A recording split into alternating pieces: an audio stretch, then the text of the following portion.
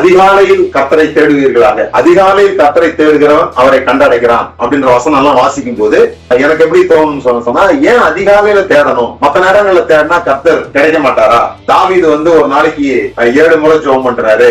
பல சமயங்கள்ல ஜனங்க கர்த்தரோட கூட உறவாடுறாங்க. அதிகாலையில் தேடுகிறவர்கள் கர்த்தரை கண்டடைகிறார்கள் அப்படின்னு ஏன் சொல்லப்பட்டிருக்கு அப்படின்னா, இப்போ சயின்ஸ்ல என்ன கண்டுபிடிக்கிறாங்க அப்படின்னு சொன்னா, இந்த அதிகாலை நேரம் ஒரு விதமான பிரெயின் வேவ்ஸ் வேலை செய்யும். காலையில எழும்பின உடனே அதுலயும் அந்த எழும்பாத ஒரு டைம் இருக்கு. அந்த டைம்ல நம்முடைய பிரெயின் வேவ்ஸ் ஒரு சர்டன் ஃப்ரீக்வன்சில வேலை செய்யுது. அது நம்ம தொடர்ந்து உள்ள போகும்போது பார்ப்போம், ஆல்பா, பீட்டா, தீட்டா அப்படிலாம் சொல்றாங்க.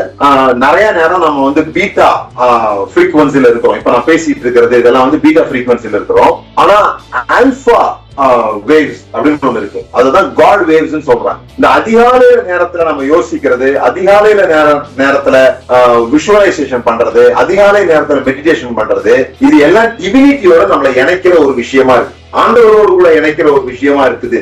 அதிகாலையில் கர்த்தரை தேடுகிறவர்களுக்கு அதுதான் அர்த்தம்.